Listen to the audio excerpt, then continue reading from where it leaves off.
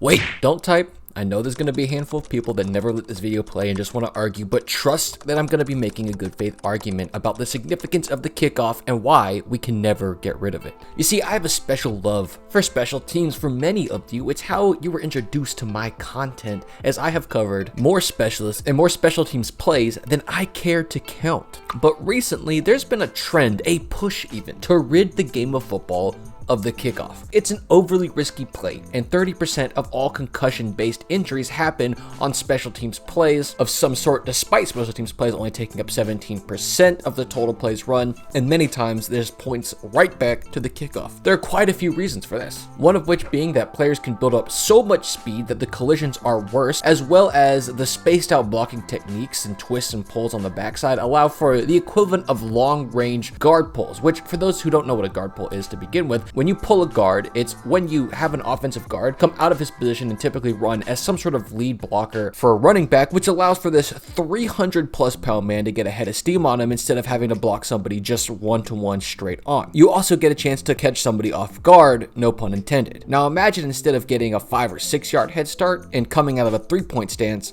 you get a guy who runs a 4.6 40, a 20-yard head start, and now we're in the higher rate of concussion territory. So my argument today isn't going to be about how injuring players is somehow good for the sport because it's cool or manly, but instead how the concept of a kickoff is the most football concept in the sport. And while yes, we should find ways to make it safer, we should also find ways to keep its essence intact, because kickoffs carry the very essence of football for a variety of reasons, but there's 3 main ones that I think make it irreplaceable. First, it has immense historical importance. Football was invented as a spin-off from rugby, and I don't need to give you the Batman origin story for how football came about. I'm sure everybody has some general idea, and that's just not the purpose of this video. But back in the days when it was transitioning from rugby to football, and heck, even still in rugby, there is a kickoff. Now in rugby, it happens at the start of the game or the start of the half, and in football, it happens at a change of possession after a score. But most importantly, it's just to start the game. I mean, the term kickoff is so tied to the beginning of a football game. In many ways, it's just the general start time.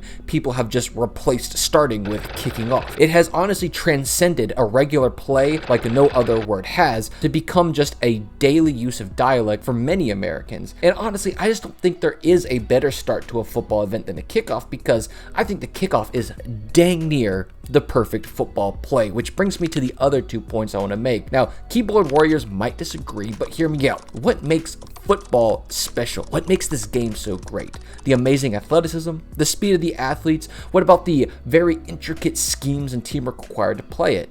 All of this is a yes, but there's a factor that isn't as much talked about, and that is the bravery required to play. And that's the second thing that makes kickoff so dang special, is that it is arguably the scariest play in football. No other play in this great sport is going to allow people to build up as much speed as the kickoff, while you also have to focus on actually executing a job while other people on the field are trying to decleat you. And here's the thing about kickoff is it doesn't matter what team you're on, your chances of being folded in half like a soft taco are higher than any other play because everybody is out for blood. The lawn chair meter is peaking during this play, as both sides have players that have jobs just for blindsiding people. We'll get more into the schematics later, but you've got guys on the kickoff team meant to disrupt blocks by taking them non-directly, and then you got guys on the return team who obviously would like to, what I call, horizontalize the guys running downfield for obvious reasons. But the end result is that nobody is safe, especially returners. And at the end of the day, this fear factor is just a good reminder to many fans who never played football that they never could play football.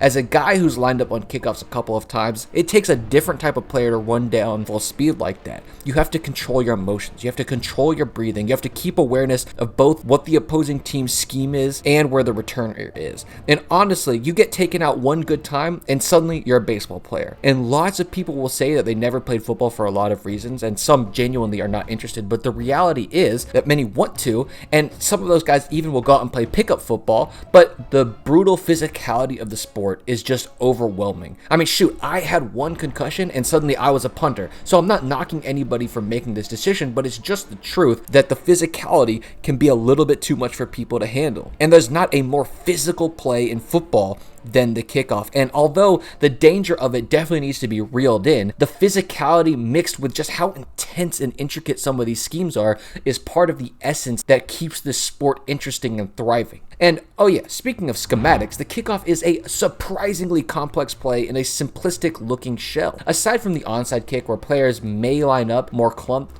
it starts with everybody on the kickoff team pretty evenly spaced out, and to the untrained eye, it looks like they just run down there after the kicker innocuously kicks it to a random spot on the field. The reality is there are multiple positions just like on any play. First, you've got a layer of gunners, the first guys that are going to try to go right to the ball. Then a layer of knives, and just a note, people have different terminology for these positions, but what they do generally is the same, so don't knock me on my terminology, I'm just using what I know. But the knives are meant to take on blocks and guide the returners to the third layer, who are fitters, which are meant to just play off the knives, and wherever they take the block on, they play behind them or to the opposite side to create ultimately what should be an impenetrable wall of players across multiple layers. And then even then, there are typically two safeties and a kicker who, believe it or not, didn't just kick it anywhere on the field, and if he isn't trying to hit it out the back of the end zone, he's typically trying to hit it to one corner or the other to force the returner to stay on a certain side of the field. But all of this is playing out while you're running as fast as you can, and the return team also tries to set up their own game plan.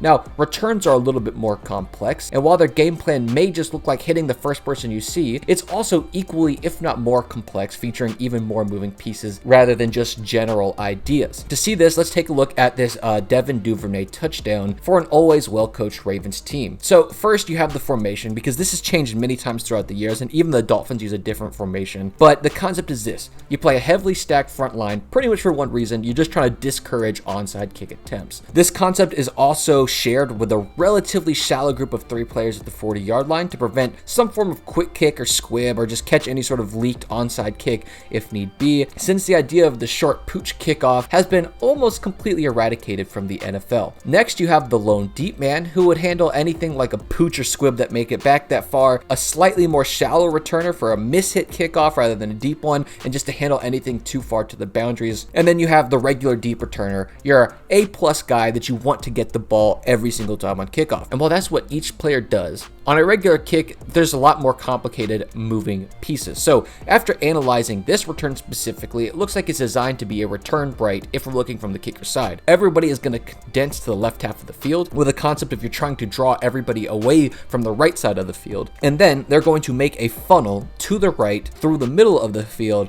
to set up the returner with the ability to bounce to the outside and get a one-on-one with the kicker or maybe a safety. And they're going to do this with a double team in the middle, 2 outside guys getting ready to be a late lead blockers for Duvernay, and both backers picking up the furthest right side blockers who appear to be a gunner and a knife, and the backside gunner and knife pair are going to be ignored because they're too far away from where the return is going to be set up. Since everybody played their roles perfectly and the ball was probably kicked a little bit more middle than intended, it left a nice little lane for Duvernay to shoot through the tunnel, make it to the outside, and win a foot race. And obviously, this is pretty exciting and even beautiful to watch if you know what you're looking for. But if we just take a look at the next ensuing kickoff, we get a very different picture entirely.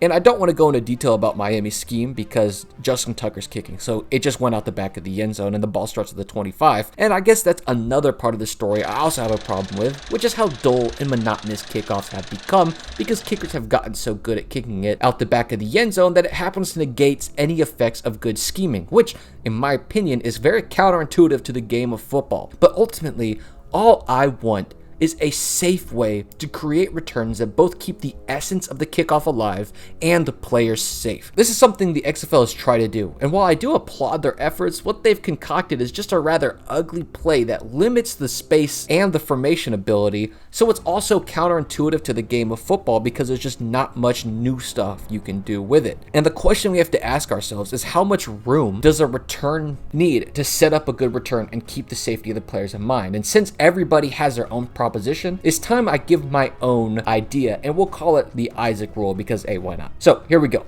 You start with the ball at the 50, and you give the kickoff rule that the ball must land in the field of play lest there be consequences. Nothing as brutal as the XFL because, like, what the hell, man? You make one mistake and they're starting on the plus side of the field. You just want to start them at the 35 if it's a touchback or kicked out of bounds, like a standard mistake. And the reason you move it up is because it's going to encourage the kickers to go for a very high hang timey kickoff. And you want this because a high hang time kickoff is going to slow the pace of the game down, because a lot of the blockers are going to be encouraged to hold blocks longer rather than get a quick explosive block. And on top of this, it's going to keep kickers relevant, because in the XFL system, it doesn't matter. Like, you could just skip that ball over the top of everybody's head. It could be low, ugly. It honestly just made it a more ugly play in general. So it's going to keep the kickers a lot more relevant, because instead of just raw, boring distance, the higher it is, the more impressive it is, which also makes it a better spectacle in general, without becoming increasingly boring like more and more touchbacks, or just completely pointless like it is in the XFL. And finally, aside from a returner or two, I haven't figured out which one would be most beneficial, you make everybody on the return team start within 20 yards of the kickoff. This allows for twists and pulls in different formations because they have 20 yards to work with, but does so in a way that most people will likely have to be running with the kickoff team in order to catch them, or if they're blocking them head on, they're doing so within the first couple of yards, so they haven't caught as much of a head of steam. So yeah, let me know what you think of the Isaac rule, and if you like this kind of content, consider subscribing.